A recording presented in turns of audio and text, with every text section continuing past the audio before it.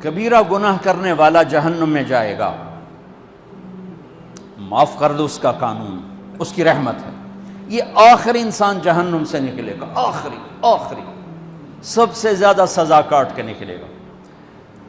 جب وہ جنت کے دروازے پر اللہ تعالیٰ اس کو نا اوپر لائیں گے، یہاں ایسے آ جائے گا، یہ پیچھے کمر کو آگ لگ رہی ہے اور یہ آزاد ہو گیا ہے۔ اب اللہ اسے دل لگی فرمائیں، اس کو ایک درجہ دکھائیں، کہے گا یا اللہ مجھے یہ نصیب فرما دے، میری کانڈ سڑ گئی ہے، مجھے وہاں پہنچا دے۔ تو اللہ تعالیٰ فرمائیں گے اگر میں نے وہاں پہنچایا پھر کوئی مانگے کہ نہیں، کچھ نہیں مانگتا، میں نے کہا بہت، جب وہ پہنچے گا ابھی اس کا آخری مرتبہ آگے، تو اللہ ایک اور درجہ دکھا دے گا۔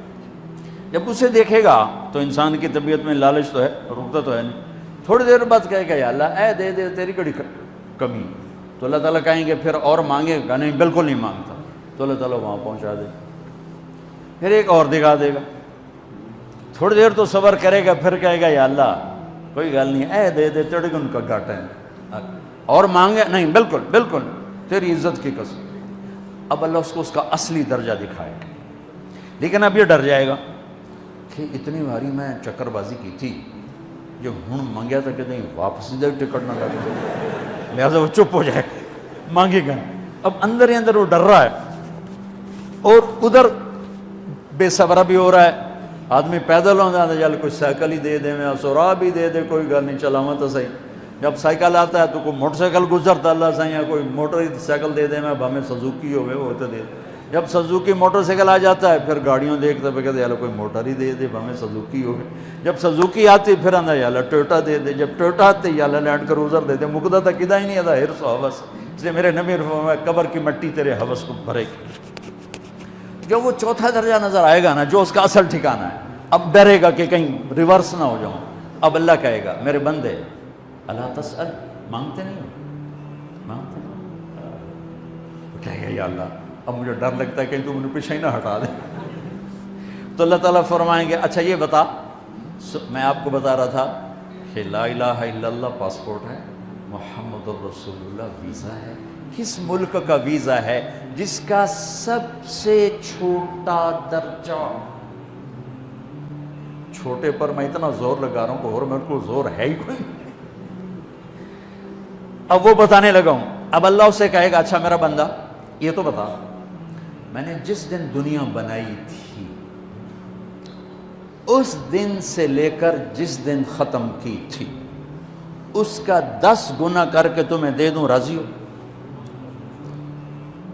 10 گنا اس دھرتی کا، آج کا نہیں، دنیا کے پیدا ہوئے سائنسدان کہتے ہیں 25 سے 30 ارب سال ہے، ٹھیک، اور پتہ نہیں آگے کب چلے گی، خیر ہن پیچھے تھوڑا ہی کام رہ گیا، تو 10 گنا دے دوں؟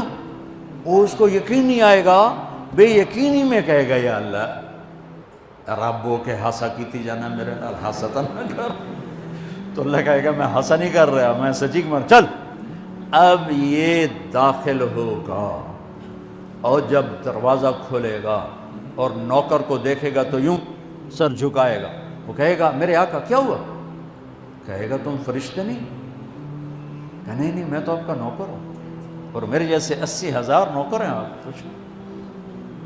تھوڑی دور چلے گا تو ایک نور کی چمک اٹھے گی، تو سجدے میں سر اپنے آپ کو سجدے میں گرائے گا، وہ پھر کہے گا میرے آقا یہ آپ کیا کر رہے ہیں؟ وہ کہے گا یہ سامنے جو نور ہے یہ میرے اللہ کا نور ہے، میں اللہ کو سجدہ کر رہا ہوں۔ کہے گا یہ آپ کے اللہ کا نور نہیں ہے، یہ آپ کے گھر کی روشنی ہے، لائٹنگ۔ آگے چلے گا تو قالین آ جائے گا، اس قالین پر کتنا چلنے کا ہے یہ زمانہ، 40 سال چلتا جائے گا تو تب جا کے وہ قالین ختم ہوگا۔ 40 سال دنیا کے، وہاں تو 4 سیکنڈ میں اسے طے کرے گا۔ 40 سال لمبی کارپیٹنگ۔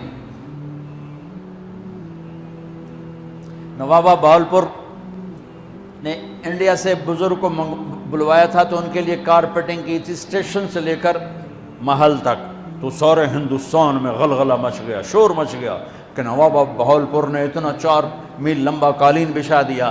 ادنا جو سب سے آخری لتر لتر کھا کے جنت میں جائے گا اس کی کارپیٹنگ 40 سال۔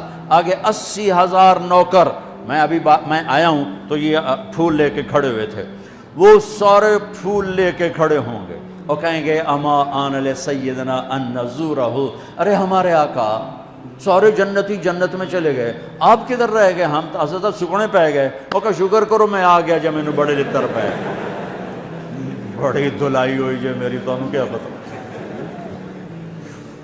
تیرے کی فرشتیاں مار مار تباہی پھیر چھڑ گئے۔ 80,000 نوکر، کوئی تنخواہ ان کے ذمہ نہیں، سب اللہ پر پوری کرے گا، کھلانا پلانا سب اللہ کے ذمہ، پہنانا سب اللہ کے ذمہ۔ ہاں تمہیں پتہ ہے جنت میں قد کیا ہے؟ 130 فٹ، 130 فٹ۔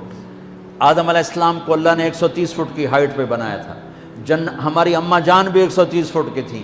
یہ بات تو شاید آپ سب کو پتہ ہے کہ یوسف علیہ السلام دنیا میں سب سے خوبصورت مرد آئے، یہ بات شاید بہت سوں کو پتہ نہ ہو کہ اس کائنات کی سب سے خوبصورت عورت حضرت حوا ہے۔ حضرت حوا سب سے حسین عورت، وہ بھی 130 فٹ کی تھی۔ جب جنت میں جائیں گے تو اللہ کے فضل سے اس قد کے ساتھ نہیں جائیں گے، یہ تو قد ایڈا سارا ہے، اور جنت کی حور 130 فٹ، تم کے 5.5 فٹ، تو وہ جج پا کے پردے ہوتے۔ اب وہ 130 فٹ ہائٹ ہو اور ڈاکٹر یوسف 5.5 فٹ دا اندر گیا تو وہ جچی گم ہو جاؤنا، اس اگر میرا ہسبینڈ گیا کہ دیکھا بے پاسے سجے پاسے جولی ہے جے مغرور۔ تو 80,000 نوکر کہیں گے کہاں رہ گئے؟ وہ کہے گا شکر کرو میں آ ہی گیا جائے۔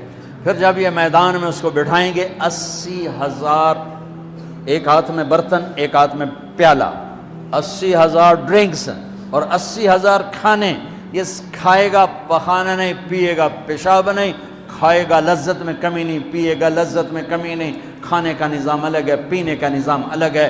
کھا پی کے جب فارغ ہوگا کہیں گے اب آپ اپنے اہلیت سے مل لیں، اپنی بیگم صاحب سے مل لیں۔ جنت کی حور یہ ایک دم غائب ہو جائیں گے، سامنے سے جب پردہ ہٹے گا تو ایک اور کائنات نظر آئے گی، اور اس پر ایک لڑکی یوں بیٹھی ہوگی ایسے ٹھیک لگا کے، تھوڑا تختی چھوٹا نہیں تو میں دونوں بھی کھاواں ایسے کر کے تو وہ ایسے کر کے بیٹھی ہوگی، تو وہ جب اس پر نظر پڑے گی نا جنت کی لڑکی پر، تو اس کی آنکھیں ایسی پھٹی رہ جائیں گی، ایتھی رہ جائیں گی، وہ دیکھتے جا رہا 40 سال بس ایسے ہی بیٹھا رہے گا۔